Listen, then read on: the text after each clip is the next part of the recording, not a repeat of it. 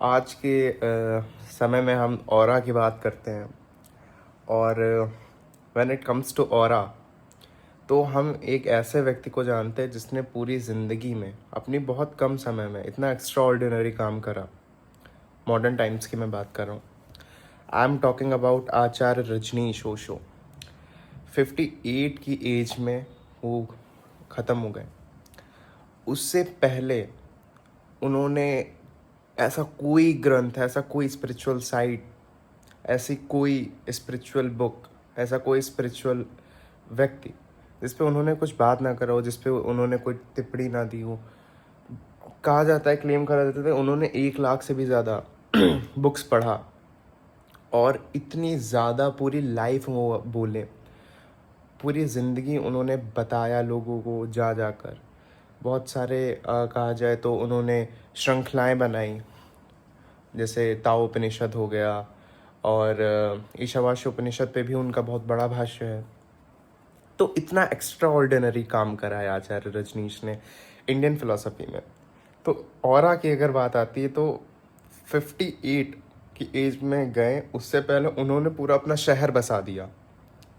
और तब भी मतलब उन्होंने एक लिबर्टी की जो बात करी थी वो अमेरिकन्स को बहुत ज़्यादा फैसिनेटिंग लगी थी, बहुत ज़्यादा। खलील जिब्रान पे इतना बोले हैं आचार्य रजनीश, और जॉर्ज गुरजीएफ पे इतना उन्होंने बात करी आचार्य रजनीश ने। तो he was extraordinary person. कुछ चीज़ें हैं जो गलत हैं, but as a whole personality, as a whole person, हम आचार्य रजनीश को उस बेसिस पे खारिज नहीं कर सकते और कर भी नहीं सकते, ऑब्वियसली नहीं कर सकते, क्योंकि बहुत चीज़ें अगर गलत हैं तो बहुत चीज़ें अच्छी भी हैं। अब हम बात करते हैं दूसरे व्यक्ति की, जिनका भी संघर्ष मुझे तो लगता है, मतलब हो सकता है लोग ना डिसएग्री करें, आचार्य रजनीश से भी ज़्यादा एक्स्ट्रा ऑर्डिनरी अचीवमेंट्स उनकी आई हैं, हुई हैं, जिनके आज स्कूल भी चलते हैं, जिन्होंने अपने समय पे ऋषि वैली में स्कूल्स बनवाया और वो जाके बच्चों से बात करते थे, जाके बैठते थे उनके पास, बहुत बड़ी बड़ी चर्चाएं होते थे उनसे, उनके लेवल की बात करते थे, उनसे डर के बारे में पूछते थे, उनसे पूछते थे कि आप ज़िंदगी में क्या करना चाहते हो, क्यों करना चाहते हो, और कैसे आप सफरिंग से डील कर सकते हो, कैसे आप सौरों से डील कर सकते हो। बच्चों से ये सब बातें हो रही हैं, बच्चे भी उत्सुकता दिखा रहे हैं। और मैं बताऊँ, when I am saying this I am getting goosebumps कि आचार्य कृष्णमूर्ति एक ऐसे व्यक्ति थे जिन्होंने हर विषय पे बात करी, साइकोलॉजी की, हर एक, जिसको कहा जाए हर एक ह्यूमन टेंडेंसी पे बात करा है आचार्य कृष्णमूर्ति ने, कि आप इतना तगड़ा एनालिसिस, बहुत तगड़ा एक्स्ट्रा ऑर्डिनरी एनालिसिस कैसे कर सकते हो। ऐसा कृष्णमूर्ति साहब ने करा। आप समझिए कि कितना बड़ा मतलब अगर देखा जाए कि एक तरफ आचार्य कृष्णमूर्ति बैठे हैं, एक तरफ उस समय के सबसे बड़े साइकोलॉजिस्ट बैठे हैं, उस समय के सबसे तगड़े फिजिसिस्ट बैठे हैं, ठीक है, उस समय के सबसे बड़े बुद्धिस्ट मॉन्क बैठे हैं, और they are discussing about the time. Can you just imagine it कि क्या बात होगी समय के बारे में। फिजिक्स का भी बहुत बड़ा पोर्शन है अबाउट टाइम, फिलोसफी की तो बात ही अलग है। एक बहुत बड़े साइकोलॉजिस्ट बैठे हैं, बहुत बड़े बुद्धिस्ट मंग, शायद उस समय के वो दलाई लामा होंगे शायद। तो ये एक, और ये चारों लोग बैठ के ना टाइम के बारे में डिस्कस कर रहे हैं। 3 घंटे उन्होंने समय के बारे में डिस्कस करा। और मैं सच बता रहा हूँ, आप पहली बार अगर वो जाके देखेंगे शायद ही आपको वो चीज़ समझ में आए कि आखिर ये लोग बात भी क्या कर रहे हैं। तो you have to get into a very depth in the field of spirituality and psychology as well as in philosophy. पर अब हम बात करते हैं कि पुरानी वीडियो में हमने कंपैरिजन करा, क्या आखिर कुछ डिफरेंसेस हैं आचार्य रजनीश और आचार्य कृष्णमूर्ति में। आचार्य कृष्णमूर्ति कहते थे कि meditation is not something which is only, which is I would say कि लिमिटेड नहीं है वो, कि आप एक स्पेसिफिक पीरियड ऑफ टाइम के लिए आपने मेडिटेट करा and now you are free. और आजकल डायरेक्टली हम ये चीज़ देखते हैं, ये चीज़ हम फील करते हैं आचार्य रजनीश में, कि वो कहते हैं 1 hour meditation is enough. Meditation is not something which is compulsory कि you are sitting somewhere, you are just focusing, you are just meditating. It's not like that. Krishnamurti साहब ने यही चीज़ पे तो कहा कि आप लोग करते हो, इट इज़ सेम लाइक वो कहते थे कि आप अच्छा खाना खा के अब सो रहे हो। ये मेडिटेशन पे जब पूछते थे कि क्या हमें बैठ के मेडिटेशन करना चाहिए, क्या हमें बैठ के एक जगह पे हिमालय पे या किसी अच्छी चोटी पे जाके या बैठ के एकदम प्रॉपर योग मेडिटेशन करना चाहिए, तो उस पर बोलते थे कृष्णमूर्ति साहब ये तो तुम कह रहे हो ना, ये तो तुम कह रहे हो, ये इसका अगर रिलेशन ऐसे देखो तो ये तुम ऐसे भी कह रहे हो कि अगर मैं अच्छा बहुत खा पी चुका हूँ तो आराम से मैं सोना चाहता हूँ। मेडिटेशन इटसेल्फ, पहले तो हम बात कर लेते हैं स्पिरिचुअलिज्म के बारे में। Spiritualism talks about self realization. Self realization rationality से आता है, सेल्फ रियलाइजेशन पूछने से आता है, बातचीत से आता है। और वो एक घड़ी आती है जब आप देखिए शून्यता की जब हम बात करते हैं तो शून्यता इस देखिए अभी भी हम अगर कह रहे हैं तो we are having some kind of limitations, क्योंकि ये भी मन की ही एक वृत्ति है। हम कह रहे हैं समय के पार जाना है, तो समय के पार जाना भी एक हमारी कल्पना है। उपनिषद में बहुत बार आया है कि जो जो निराकार है, जो समय के वो है, वो मन के परे है। और मन के परे होना ही तो मुक्ति है। और मुक्ति at the every point it's depend on your decision कि क्या कैसे आप एक्ट पे रिएक्ट कर रहे हो, जैसे कैसे आप रिस्पॉन्ड कर रहे हो चीज़ों पे। तो मुक्ति इसे कहते हैं। हम जब आचार्य रजनीश का काम देखते हैं तो उनका बहुत ज़्यादा टेक्निकल काम है स्पिरिचुअलिज्म में, बहुत ज़्यादा ही टेक्निकल है कि वो कुछ कुछ बता रहे हैं। उन्होंने एक बार बात करी थी किसी मशीन की जिसमें वो मेडिटेशन, उसमें आप जाइए और वो आपको मेडिटेटिव स्टेट में लेके जाएगी। मतलब it doesn't make any sense ना। मेडिटेशन भी अगर आप ऐसे कर रहे हो तो मतलब, और वो भी मेडिटेशन की असली जो डेफिनेशन है, जो मेडिटेशन की असली बात है, वो आचार्य कृष्णमूर्ति ने बहुत अच्छे से बताया। उन्होंने कहा can you just observe the thing without any reason, without any without any thought, कि आप कुछ नहीं सोच रहे, you are just observing the thing. तब आप रियलाइज करोगे ऑब्जर्वर इज द ऑब्जर्व्ड।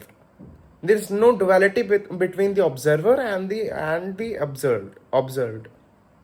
ये चीज़ है, जो देख रहा है और जिस चीज़ को देख रहा है उसमें कोई डुअलिस्टिक वो नहीं है, और वो हो रहा है इट्स जस्ट अ डेल्यूजन कि अगर आप वो चीज़ फेस कर रहे हो।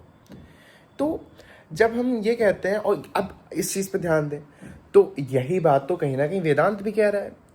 और जब हम आचार्य रजनीश के काम की तरफ बढ़ते हैं, कहीं ना कहीं वो भी कहते हैं कि साक्षी भाव लाओ, साक्षी भाव लाओ, लेकिन वो उतना सटीक से नहीं बात करते हैं। और कहीं ना कहीं वो मेडिटेशंस के बारे में बात करते हैं, टेक्निक्स के बारे में बात करते हैं कि आप फला फला तरह से अगर आप ये करोगे तो आपकी तीसरी आंख खुल जाएगी।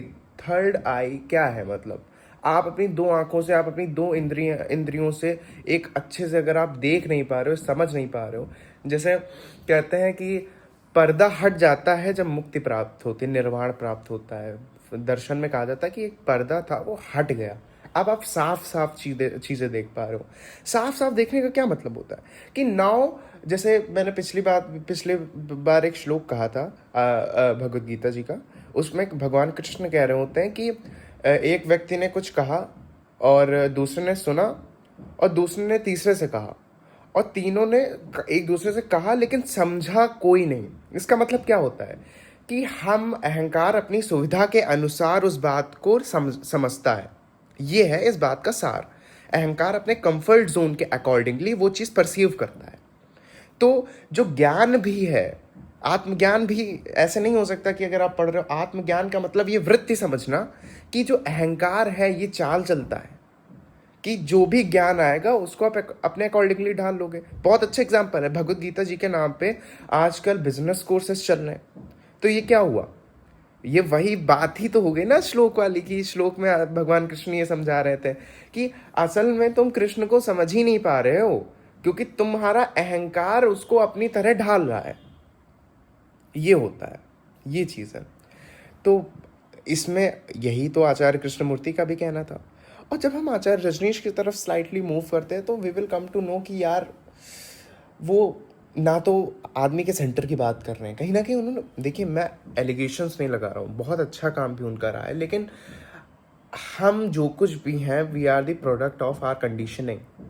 और वो कंडीशनिंग एक भ्रम है, इसका ही वेदांत एक सॉल्यूशन है कि रियलाइजेशन कि जो तुम्हारे सारे अनुभव हैं वो बस तुम्हारी अहंकार के एक लिमिटेशन के कारण है। अनुभव भी तुमसे कुछ हटकर तुमको नहीं बता देंगे। प्रशांत यही तो बताते हैं। आचार्य प्रशांत जी यही कहते हैं कि जो तुम कहते हो तुम अनुभवों से सीखते हो, तुम अनुभवों से नहीं सीखते हो। तुम अपने अनुभवों को भी एक सर्कल में रोक के रखे हो कि उसके बाहर नहीं जाना है। तो तुम्हारे अनुभव कुछ एक्स्ट्रा ऑर्डिनरी कभी नहीं हो सकते हैं, क्योंकि तुम्हारा सेंटर अच्छा नहीं है। तुम्हारा अगर सेंटर अच्छा होगा, centre is not something which is metaphysical. Centre I am talking about the realization that जो अहम है एक्चुअली में you are not your body. यही तो ओवरऑल स्पिरिचुअलिज्म का कंसेप्ट है। तो अपना सेंटर इन्हांस करने को ही आप कहते हो कि आपकी चेतना का स्तर बढ़ रहा है। समझ रहे हो? तो यही था आज का वीडियो, जिसमें थोड़ा सा मैंने क्लिक बेट करा उस पर, लेकिन कहीं ना कहीं इनडायरेक्टली तो कृष्णमूर्ति क्रिटिसाइज करते ही थे कि देर इज़ अ वन गुरु ऐसे करके उन्होंने एक स्पीच में कहा है। ये कंफर्म नहीं है कि वो आचार्य रजनीश के बारे में कह रहे थे, लेकिन ऐसा उन्होंने अपने कुछ वक्तव्यों में कहा भी है कि वो ऐसा कहते हैं मेडिटेशन इज़ नॉट समथिंग जहाँ पे आप फिजिकल चेंजेस के बारे में बात करते हो कि आपको पिछले जन्म की याद आ जाएगी। ये सब बातें, इसका अध्यात्म से कोई लेना देना नहीं है। फर्स्ट ऑफ ऑल ये सब टॉपिक है ही नहीं। ये सब मन की वृत्तियां हैं, जिसको समझना ही अध्यात्म है। समझ रहे हैं? वृत्तियों को ही जिसको आई टेंडेंसी मैं कहता हूँ, अहम वृत्ति को समझना ही और उससे मुक्त हो जाना ही स्पिरिचुअलिज्म का बेसिक काम है। और ये मैं पिछले 40 वीडियोस में बताता भी आ रहा हूँ। तो हमने यही चीज़ समझी आज कि क्या मेनली कॉन्फ्लिक्ट्स हैं। अब आप अपने हिसाब से देख लीजिए। मुझे तो यही लगता है कि कृष्णमूर्ति साहब का काम बहुत ज़्यादा क्लीन रहा है। कृष्णमूर्ति साहब का काम बहुत ज़्यादा डेप्थ और बहुत ज़्यादा एनालिटिकल रहा है अपने समय पे। वो ये स्पीचेस नहीं देते थे, वो बात करने पे ज़्यादा विश्वास करते थे। वो पूछते थे, वो आप खुद भी जल्दी जवाब नहीं देते थे। वो आपसे कहते थे तुम सोचो ना। तभी वो अथॉरिटी को कहते थे कि अथॉरिटी किसी को मत बनाना, खुद चिंतन करो, खुद मनन करो, खुद एकदम जिसको कहते हैं आचार्य प्रशांत जी कहते हैं कि ईमानदारी से विचार करो, उसमें तुम्हें बायसनेस नहीं आनी चाहिए। तो यही था आज का video. Thank you so much for watching.